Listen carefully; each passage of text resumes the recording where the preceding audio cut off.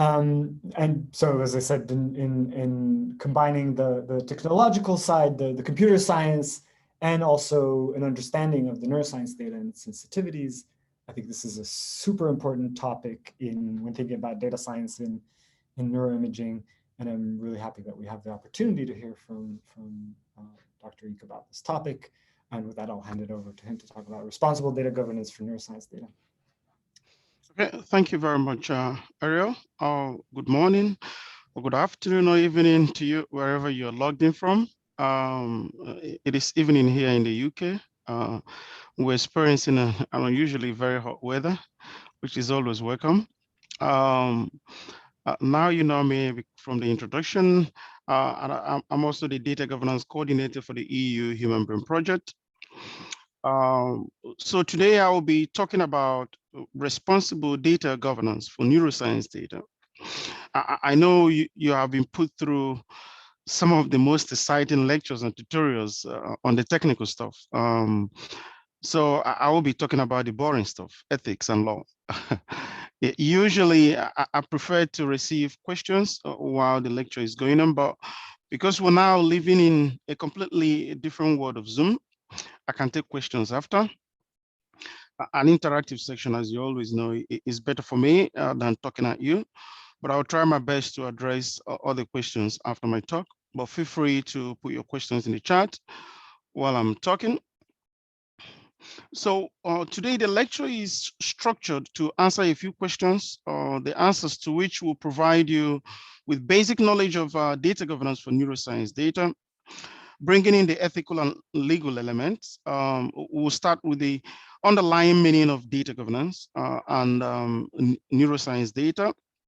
After that, we'll attempt to identify why each one of us should be worried about data governance in neuroscience. What does it involve and how can it be applied in research and innovation? It must be noted that there is no universally accepted definition of data governance, but what is widely accepted is that ICT or IT governance influence the conceptualization and framework for data governance. Implementation of data governance depends on how it is framed or defined or how it is developed, but the framing and definition also depends on the context for which it is applied. This definition on the screen is from a paper produced by the IBI Data Standards and Sharing Working Group Task Force on Data Governance, which a work which I'm leading.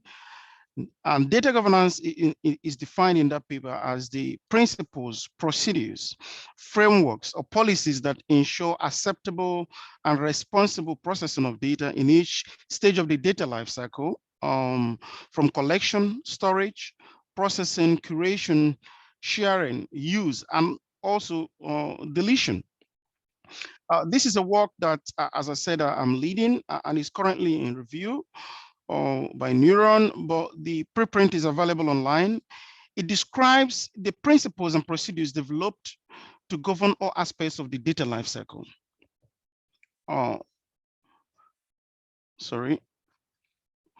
These principles and procedures or frameworks are designed for the overall management of the availability, integrity, accessibility, usability, quality and security of the data, while at the same time complying with the legal and ethical requirements.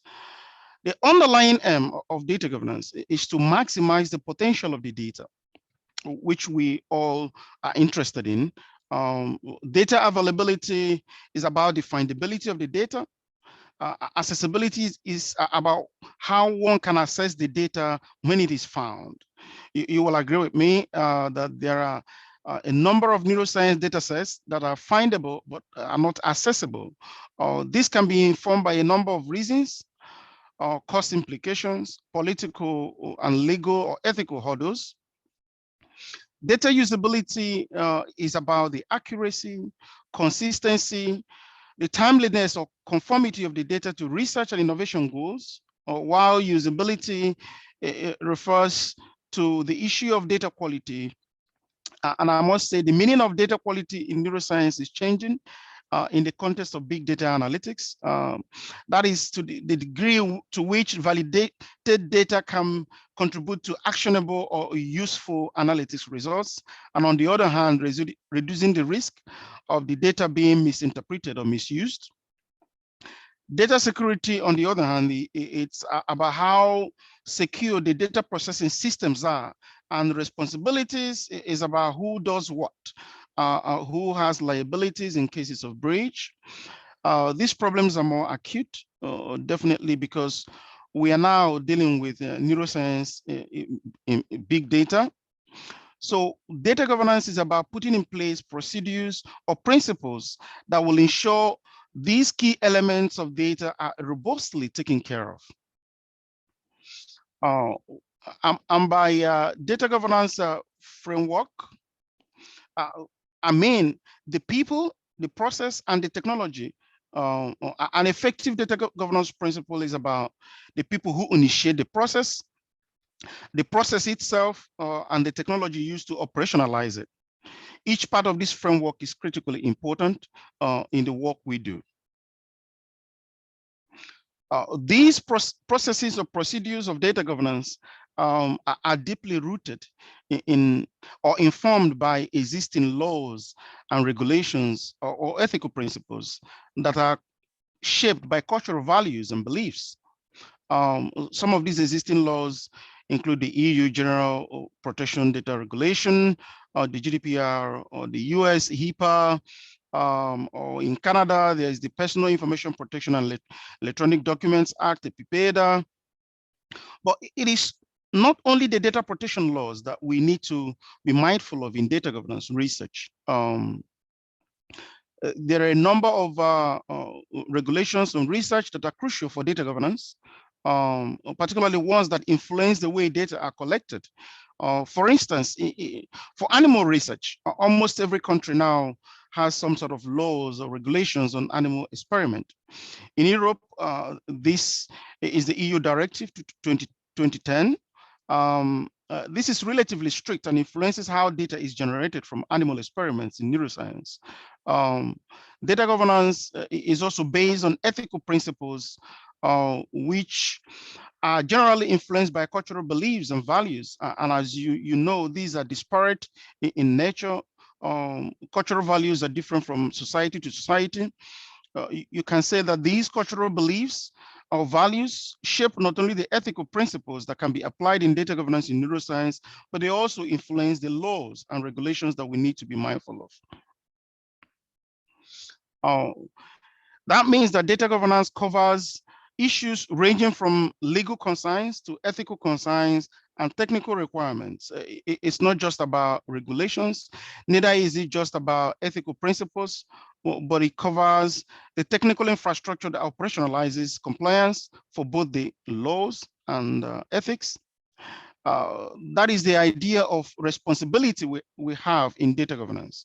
Each of these concerns need to be addressed for research and innovation purposes.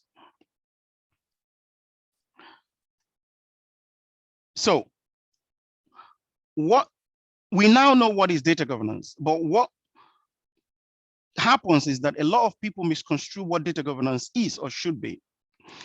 Some believe that as long as they have a data management document in place, they're doing data governance. That is not true. While data governance do influence data management, the two are not one and the same thing. Some also think that privacy, it's what data governance is just all about. Then other people believe that data governance is about sharing, just sharing. Some people are also terrified when they hear data governance because they think it's about liabilities, is about a gotcha. Now, data governance encompasses all of these and more. It is about responsibility. It is about accountability and transparency for both science and the society. How researchers are supposed to be responsible, accountable, and transparent in their data processing activities, not only for the society, but also for science itself.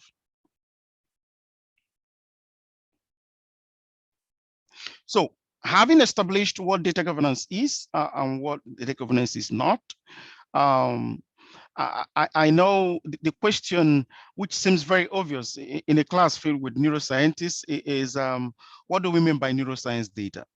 I know many of you are familiar with the figure A from Stejnowski, Koch, and Churchland, which shows that neuroscience data is historically defined as raw measurements of nervous system structure, operational properties, and function of the brain. These measurements are collected via different methods and provide a variety of data formats, as you all know. But with the increasing advancements in machine learning and AI, and the increasing convergence with neuroscience, the meaning of data in neuroscience is shifting. Neuroscience data is no longer just about raw measurements, but now includes derived models and statistics from raw measurements. They also include software and metadata. What is available to us today is not just the raw data, but also other levels of data that can be utilized in different ways in neuroscience. The reason why this definition is very critical is because the understanding of this shifting meaning of data in neuroscience helps us to identify how this data can be used and how they can be governed. And this is a figure from the paper I referred to earlier on that we've put in for review from the IBI. So therefore, what we are faced with today is a neuroscience data that is multifunctional, coming from multiple species, from multiple diseases, multiple cultures, and these data sets are regulated differently. These give rise to a number of concerns, especially as we continue to progress towards open science, where data is expected to be fair and used for a number of purposes, including development of technology. With different regulations and cultural and societal expectations, sharing becomes a little difficult and innovation is affected. But as we expect our data to be shared effectively and used efficiently, we need to identify the legal and ethical issues that we need to be concerned about. The fundamental goal of science, as we all know, is for the common good. Science for the society. We are major players in science, but our research activities should be ethically responsible, legally compliant, and socially acceptable to achieve this goal for the common good. So most importantly, because majority of neuroscience data can be classified as health data, and in the eyes of many data protection laws, like the GDPR or HIPAA, these are special category data and have the highest levels of sensitivity. So many people have also argued that neurodata is exceptional in the mode of genetic data. The argument being that most neurodata are unique and can reveal more about the human person than other forms of health data. We are all aware of the studies on the possibility of neuroprediction on neuromarketing. The concern is that with advancements in cutting edge technologies such as neurostimulators, brain-computer interfaces, and advanced neuroimaging technologies used in generating neurodata, both in vivo and ex vivo, there is increasing production of data that can be useful for non-clinical purposes as well as consumer products. But with these expansions of the generation and usage of neurodata comes the arguments for neurodata to be regulated differently. Without special regulations for neurodata, we still have the opportunity to set up effective data governance mechanisms to ensure responsibility and accountability. So I know the question you now have can be, what do we have, but do we have data governance for neuroscience data at the moment? If we do have, where can I find, or where can I see it? As a specific data ecosystem, we are aware that neuroscience is lagging behind in terms of sharing, way behind genomics at least. But we are doing well. there is an increasing number of initiatives leading the way in terms of sharing, but this has come with the understanding that sharing is difficult without standardization or formats for metadata. Without a good level of international standardization of formats for metadata, sharing becomes difficult. So I would say that, yes, we have started dealing with data governance from the technical aspect of formats, and the INCF has done a good job in this regard. Yes, there's a growing body of work addressing the technical concerns for data usability and findability in neuroscience, but something is missing. What is missing currently is the ethical and legal elements of data governance for neuroscience. These are critical elements, not just because the society is becoming more aware of the ethical and legal risk related to their data, but because neuroscience is becoming more global. Neuroscience research and the generated data that we have from different research projects have the tendency to interact with a variety of laws and ethics. And trust me, there are many of these laws and ethics as you research data crosses boundaries. So this puts more burden on the individual researchers like yourselves, who are left to navigate the complex, conflicting, and sometimes highly sensitive interactions between these laws, ethics, and research. Neuroscientists who are not lawyers or ethicists are left to their own tools to figure out how to understand which regulations or ethical principles apply to their research and data. As you can see from the figure I have there, these laws range from journal requirements to data archiving requirements to funding requirements to national and international laws, which you need to consider as you're producing the data.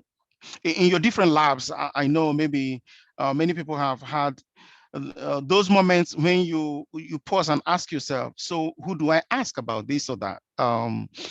Sometimes institutional support is not sufficient when data sets are crossing boundaries or when research collaborations happen between two countries. But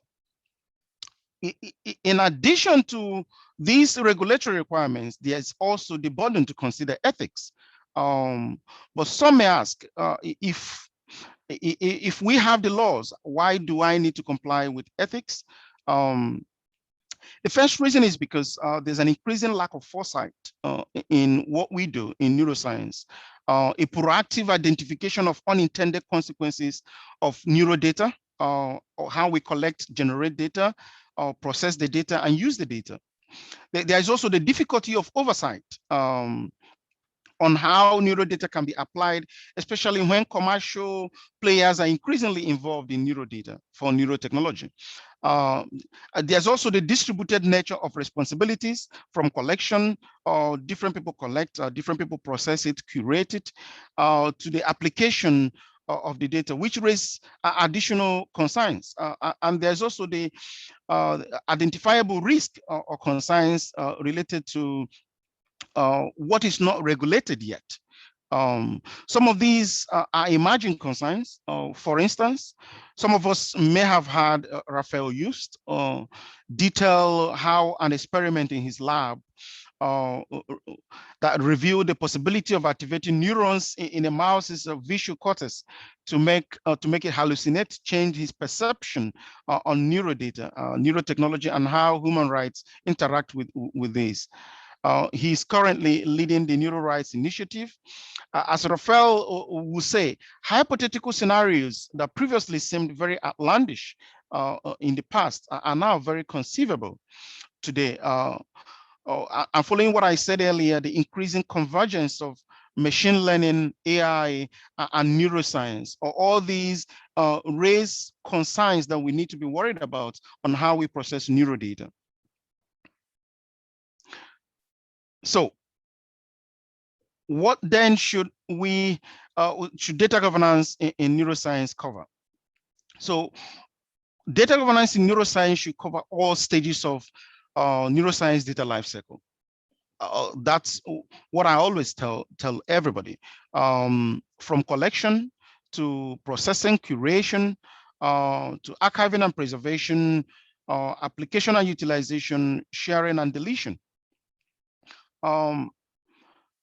For data collection, some of the issues that should be considered are informed consent, sampling bias, ethical concerns related to autonomy and human rights, and finally, how to navigate differences in law and also the legal basis for collecting data. Informed consent here is not one and the same thing as the one you require for your biomedical research. This is always a given in biomedical research, that you have to get informed consent from your participants. But this is a different level of consent for processing the data, including sharing. It is safe to say that there are a lot of research data, especially in neuroscience, currently lying in silos, because there is insufficient informed consent for sharing the data. You have to make it explicit in your informed consent for participants to agree to sharing the data or applying the data in different contexts. With regard to regulatory differences for data collection, let's look at the research involving non-human primates for a moment. Experiments on NHPs are well regulated, for instance, in Europe. So many of the research experiments happening in Asia might not be approved in a place like Europe.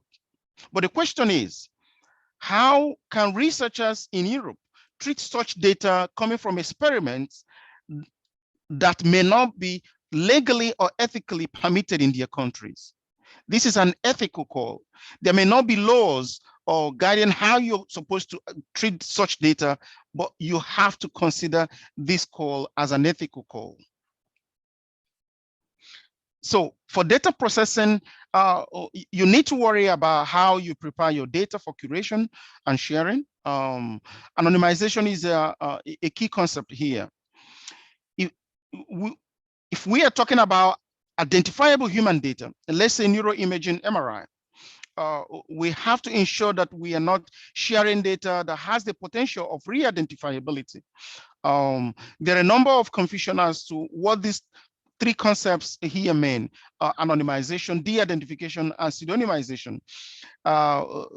This is now compounded with recent findings that the methods used for anonymization in the past, like defacing, that many believe that provided anonymity, does not actually do the job. That means what we considered anonymized in the past through defacing can now be said be identified or pseudonymized, and they are now considered personal data. Because anonymization means data processing that involves the removal of sufficient elements from the data in such a way that a natural person can no longer be identified by using all means likely reasonable to be used.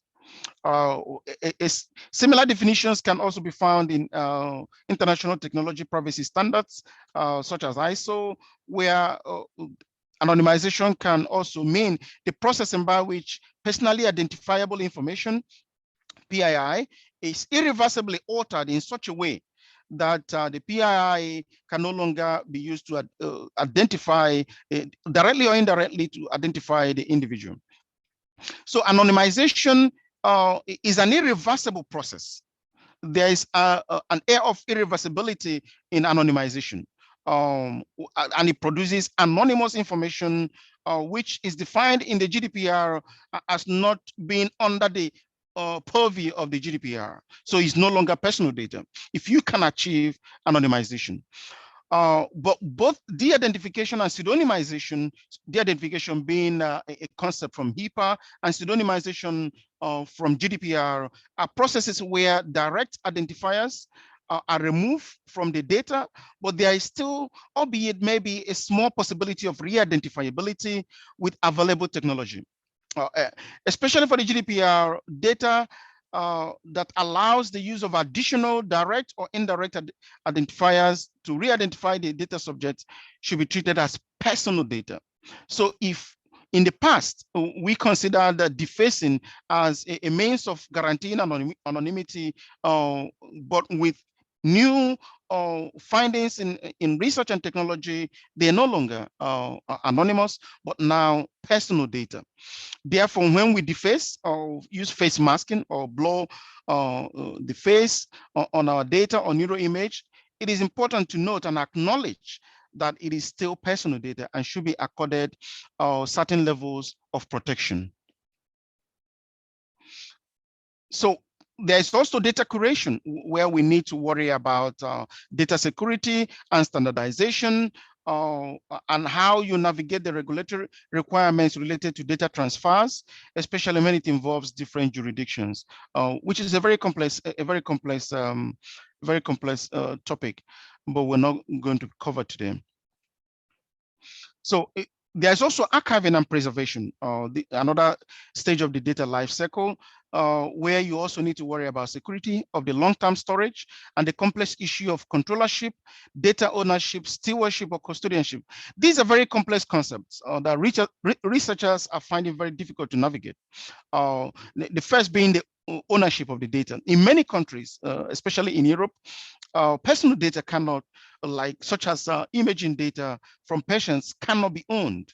So you can't claim ownership of the data. While in some countries you can, but what you find today is that many people put licenses on data sets, even MRI data that they're not supposed to put licenses on. In Europe, for instance, that is wrong practice. It is particularly worrying if CC licenses are put on pseudonymized neuroimaging data, and that is used as a condition for sharing the data, which is very wrong.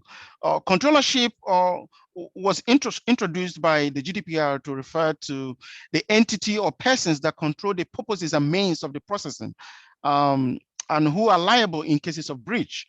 Instead of ownership of the data, in Europe, you're called a data controller because you're controlling how the data is processed and used. So detailed explanation of these concepts and how they can be applied in practice are in the purview of data governance in neuroscience. So data sharing is the one that always catches the eye. There are a number of data governance issues there you need to worry about. Access control, who has access to the data, the possibility of re-identification, which is related to anonymization and pseudonymization I talked about earlier, and what licenses or attribution should go with the data. While these issues are critical at this stage, what happens at the previous stages of the data lifecycle, such as informed consent, also affect how data is shared, as I mentioned earlier on. So for application and use of the data, one of the issues that you have to encounter here is incidental findings. How do you report unexpected findings to patients?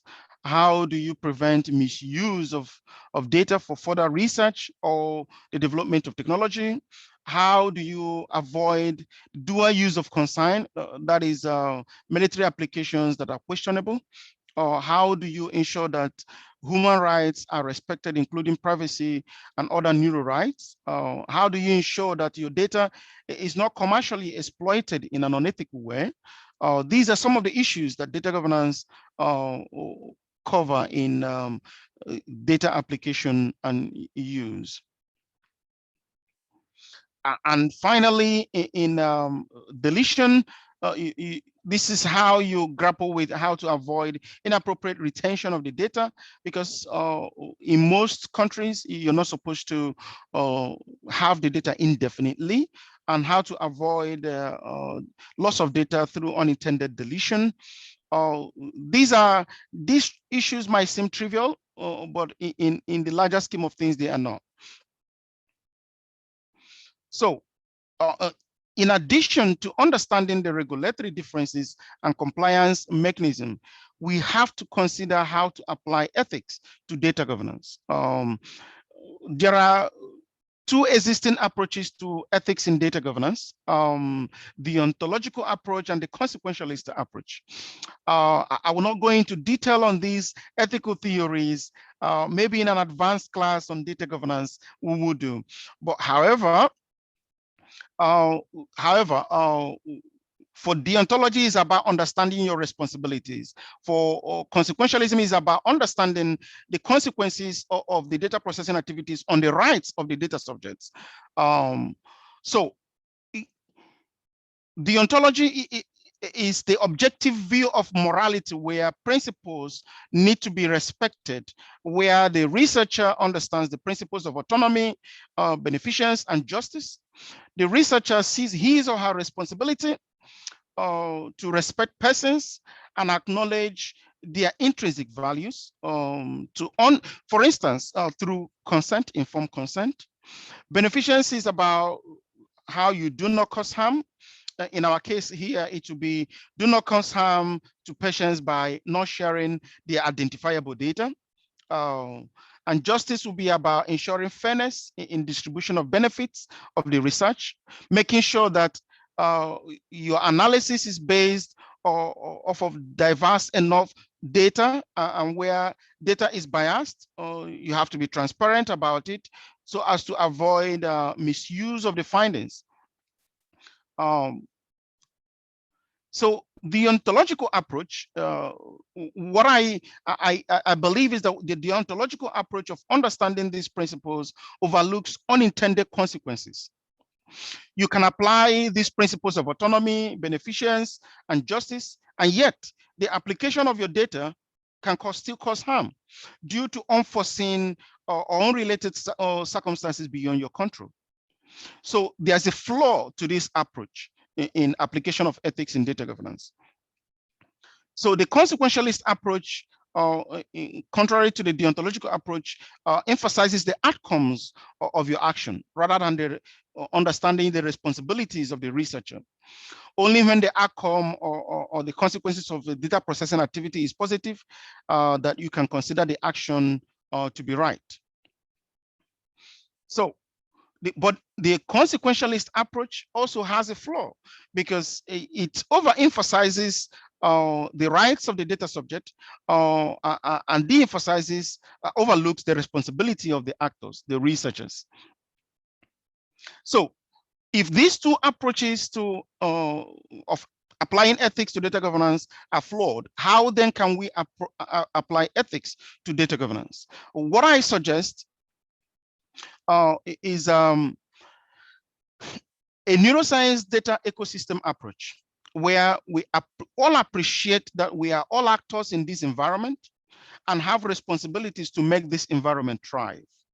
And because we want this environment to thrive, we are concerned about the outcomes of our actions. As neuroscientists or technology experts, we are part of the larger neuroscience data ecosystem, where other relevant stakeholders include the data subjects, and also include the larger society. We need to appreciate our responsibilities to respect the principles of autonomy, beneficence, and justice, as well as being concerned about the consequences of how our data processing activities affect the data subjects and the society at large. That is why it is important to consider the principles of responsible research and innovation.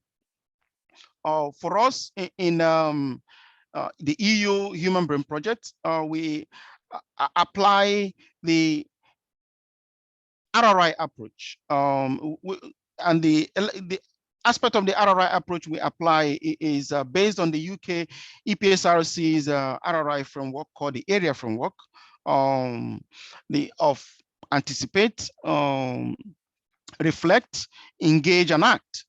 This is an approach that emphasizes that researchers need to continuously anticipate, reflect, engage, and act.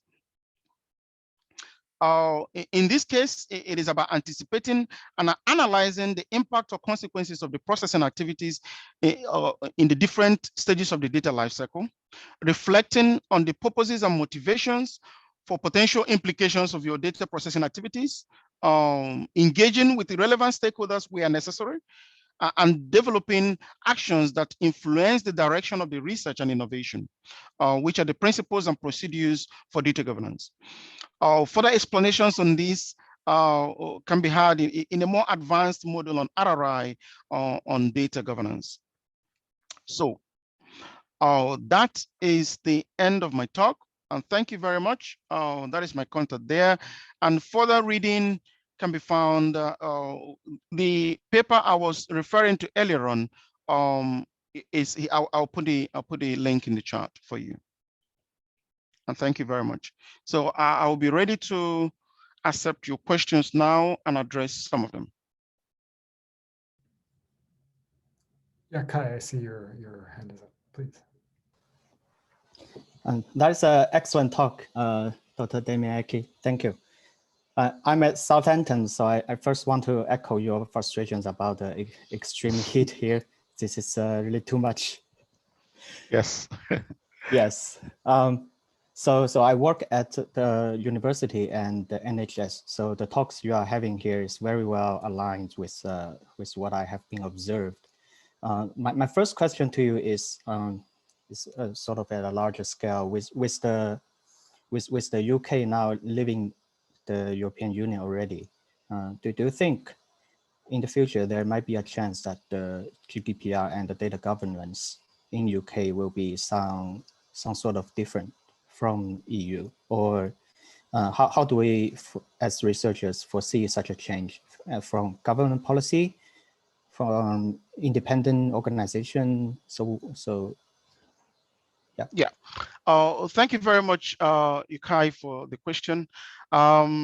This is a very important question for researchers. And since we voted to leave the EU, we have been worried about this in the UK. And I am happy to tell you that a few weeks ago, the EU was granted the same alignment with the GDPR. So for the EU, for you to share data with third parties, countries outside the EU, there are a few conditions that you have to fulfill. And one of those conditions is to make sure that the country you're sharing the data with has privacy adequacy, what is called privacy adequacy with the EU data protection regulation.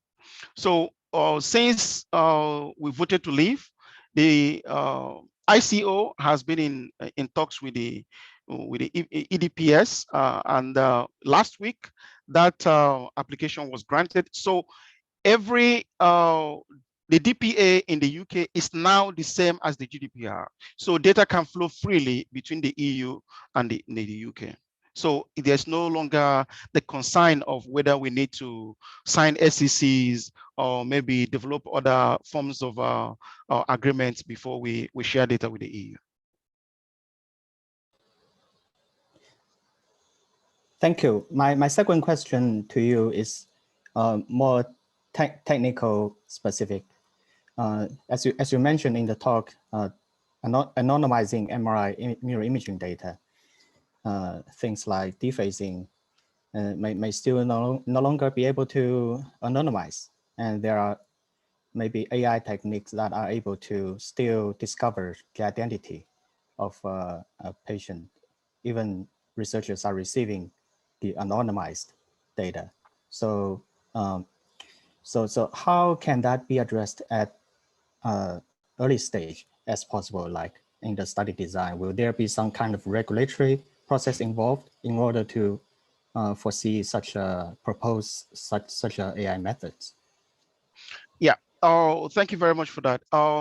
This is very important and something that the community, the neuroscience community, is worried about now. The argument usually goes two ways. Do we now stop sharing the defaced MRI, or do we continue to share and then break the law? No.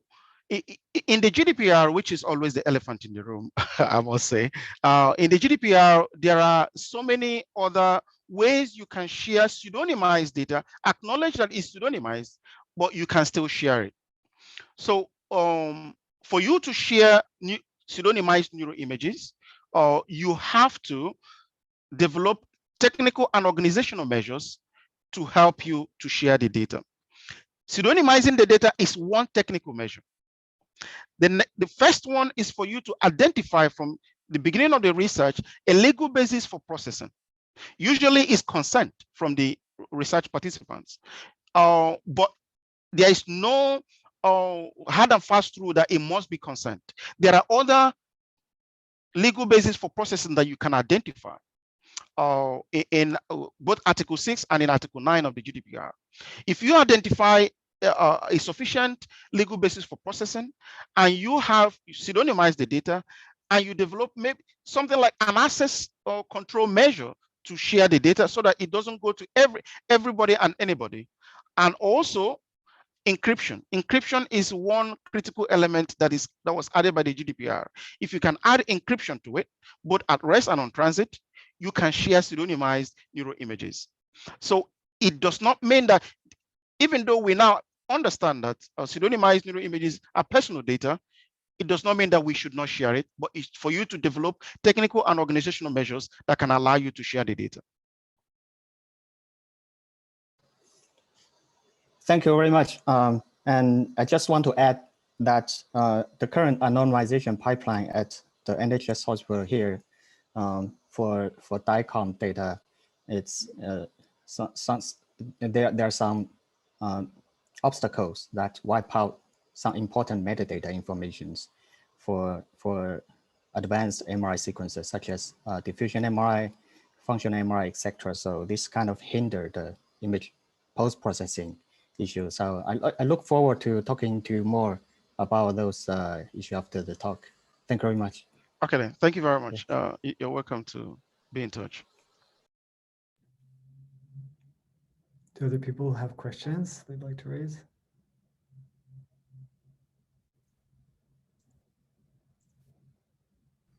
I put one in the chat just because I don't have my mic. I only have the computer's mic. Do you want me to read the question from the chat? Please, thank you. Let me find it. Alberto asks, usually the regulations for health data in the US are more strict than with most other kinds of data, but only within health institutions. And the question is, do you think that there are any loopholes that can allow potentially malicious actors like, IT companies, think Facebook or 23andMe to profit from neuroscience data, circumventing these regulations about health data? Okay, this is from talking about this from Europe. We smile a little bit when we talk about the US data protection regulation. There's a reason why the EU court actually stopped obvious sharing of personal health data with the US between the EU and the US. It's because there are identifiable loopholes in the HIPAA regulation. And the HIPAA regulation introduced this concept of entities. Is only applied to entities, identifiable entities, which is defined in the HIPAA. Yes, there are loopholes. The GDPR, it's maybe more strict, but I don't think we are still very happy with it, even though people think it's very, very strict. But I think it's a model that other countries can emulate. Yes, there are loopholes for commercial people, for commercial entities to use personal data to maybe misuse it, or maybe use it for dual use of concern. Because what happens in the US with insurers selling data will not be able to happen in Europe. And that's a typical example. So as US researchers, maybe if we want to stay more careful, we should plan to share with European collaborators up front and then fall under GDPR compliance in a way that that dual use of concern can't happen. That might be good. Yes, you're right. Okay. Thank you. You have a question? Yeah, I wanted to ask about regarding the data anonymization in the context of sharing. So can I interpret it from the perspective of the user? So if I have pseudonymized data, so I have the mapping from the code to the person, but then I'm sharing only the data. So the other lab that's using it has no reasonable mean to find this mapping other than come to my lab and open the safe. So can I consider such data anonymized from their perspective? I think I've read cases made for both yes and no, and wonder if you know of consensus or have an opinion on that. So if I understand you correctly, what you're sharing is only the metadata? Well, let's say I'm sharing the data that's encoded, but I'm not sharing the key that matches the subject code to the actual subject. Yeah, for certain types of neurodata, or let's say MRI, for instance, there is still the possibility of re-identifiability with the data itself. So it should be accorded certain levels of security as you share it. So in a way, it's a moot point for MRI, right? Yes.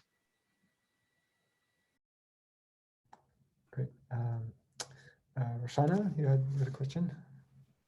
Yes, thank you, Dr. Eke, for the presentation. I just have a question that our lab gives out MRI data that we collect from our participants to consortiums like Enigma. So as a future principal investigator, what key things do I need to look in an agreement to ensure that the data I give is going to be handled in a safe manner? Okay. Talking about this in the context of the stages of the data lifecycle, you have to, first of all, ensure that all the issues that you need to address in the collection stage are handled quite well, or especially with informed consent.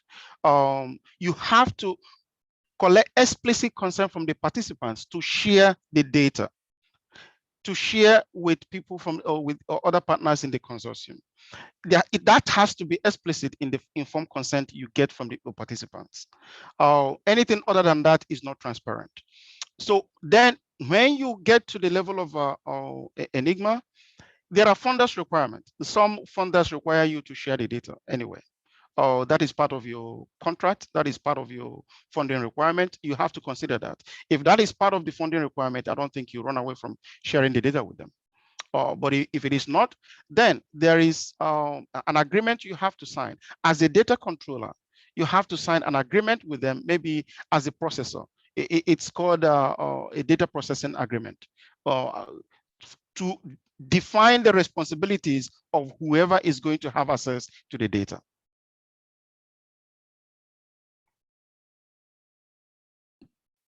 Thank you. And once the data is given to Enigma, if like it is misused, who is going to be responsible for the data? Is it going to be me or Enigma? Yeah, this is important, and that's why a data processing agreement is important, and identifying data controllers is also important. If they are going to download the data and use it differently the way they want to use it, you can identify them as data controllers for the processing that they actually engage with. If they identify as controllers, then they will be responsible if there's a data breach. If you are identified as a controller, you will definitely be responsible as and this is talking from the GDPR perspective. Thank you. Okay. Let's take one last question, Hedvig. Hi. So that was a very interesting talk because I don't think I've ever actually heard somebody really talk about data governance, but it honestly is such a big part of just doing science properly.